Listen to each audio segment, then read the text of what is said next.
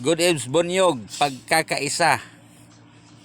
Naka-subscribe lang ako ngayon sa'yo, pero parang daldal ka ng daldal. Wala ka namang nagawa dito sa sambayan ng Pilipino dito sa Pilipinas. Hindi nga tayo umasinso dito sa Pilipinas. Saan man tayo magpunta, buti na lang mag-China na lang tayo para umunlad ang sambayan ng Pilipino dito sa Pilipinas. Daldal ka namang daldal. Wala ka namang naitulong. Sino mang pipiliin natin? Ha? Sino ang pipiliin natin? Sa sinasabi mo ngayon? Sa vlog mo ngayon? Sino ang gusto mo? Ang tao? Ang taong rebelde? Paano umunlad ang Pilipino dito sa Pilipinas? Na ang tumatakbo dito rebelde? Oh. Lahat nakaw. Grabe. Pag nagsabi ka, parang sira ulo ka. Anong klaseng tao ka? Kung sino ang gusto mo, yan lang ang gusto mo. Huwag ka na magsabi-sabi na ganyan si Duterte. Noon pa yan, si Noynoy pa yan, na inaangkin na yung West Philippines eh.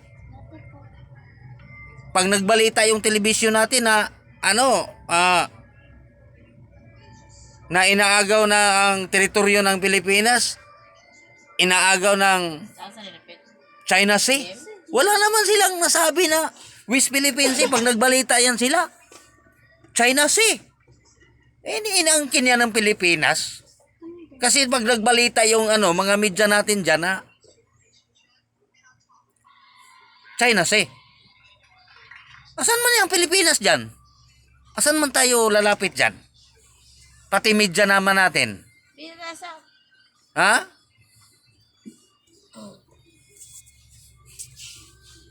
Wala ka.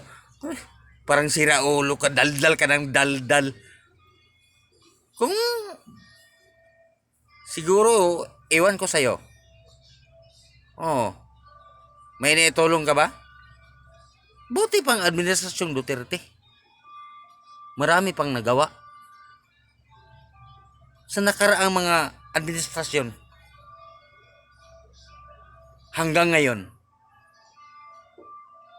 May nagawa ba? Dito sa bansa natin. Kung sino yung nakaupo, doon na lang tayo. Oh. Kung sino ang nakaupo, doon na lang tayo. Wala naman tayo magawa. Daldal lang, daldal tayo. Ikaw, wala ka namang nagawa rin. Ngayon ko lang nakita yung mukha mo. Pati mukha ko ngayon lang. Dahil sa'yo. Ikaw ang sira ulo. Daldal ka ng daldal, wala ka namang nagawa. Punta tayo sa ibang administrasyon. Anong nagawa nila? Umasinso ba yung Pilipinas? Hanggang ngayon, maraming gutom na Pilipino dito sa Pilipinas. Ha? Maraming gutom. Mabuti na lang ang administrasyong Duterte nakatikim ang Pilipino na gumagala-gala dito sa Pilipinas. Sure ang life nila.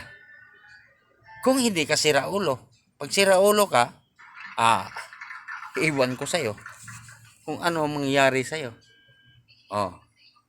Kaya marami ang Duterteng supporter dahil safety ang buhay nila. Sa nakaraang administrasyon.